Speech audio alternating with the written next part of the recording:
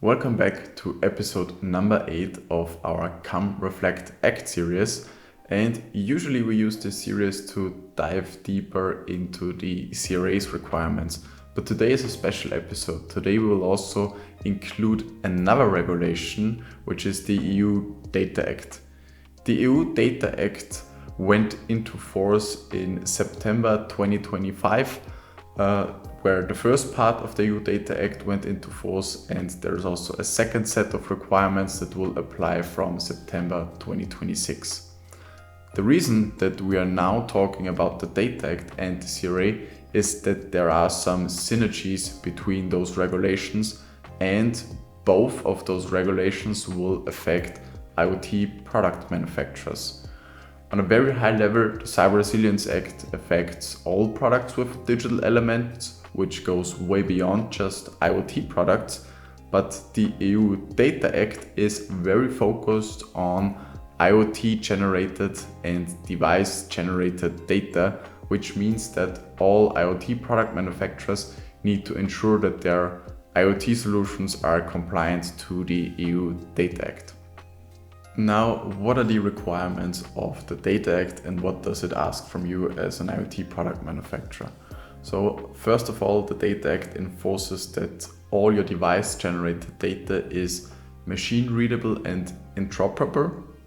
So basically, when users request access to that data and want to share it with other third parties, your data needs to be readable by those other solutions, and you as an IoT product manufacturer also need to ensure that this access is facilitated. And there you have various possibilities, from a regular email that, for example, a user sends to you and requests access to the data, or a fully fledged platform where you can manage all those access requests and then facilitate the data sharing. So essentially, the Data Act focuses on establishing and facilitating the European data sharing economy a little bit more, and makes it a legal requirement for IoT product manufacturers and IoT solutions to fulfill these requirements.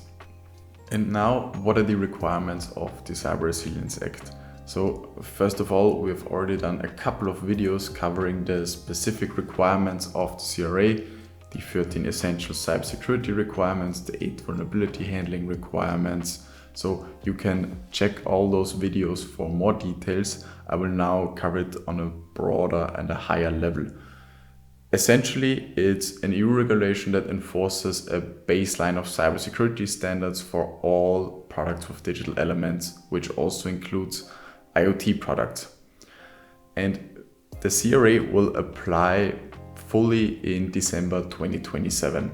So thinking now, the Data Act already applies earlier and opens up some doors of your IoT systems for data sharing and the fair access requirements, for example. And later, the CRA will get into phase and basically ensure that all those doors are adequately protected, that you now open with the Data Act. So as an IoT product manufacturer, this potentially means for you that you have 2 redesigns of your IoT solution within just 2 years, when you don't consider the CRA already when implementing the Data Act. And this is exactly where Tributech comes in.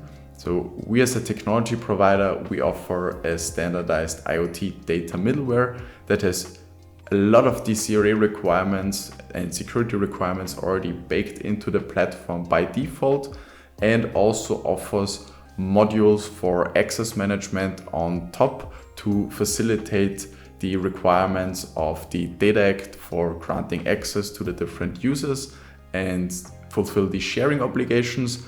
And furthermore, our platform also has a native digital twin data model included, which is machine readable and describes every data source as a digital twin, and ensures that your data that is collected is definitely interoperable and also transferable to other systems. For many companies, the synergies between the Data Act and the Cyber Resilience Act are not visible at first glance, because The CRA focuses on cybersecurity and the Data Act focuses on data access and interoperability. But specifically for you as an IoT product manufacturer, there are some overlaps between those regulations that can definitely be leveraged in order to streamline your path to compliance and ensure that you don't do the same work twice within 2 years, where those different regulations come into force. And if you want more details on the synergies, we have a dedicated blog post explaining the synergies in more detail, which you can find below.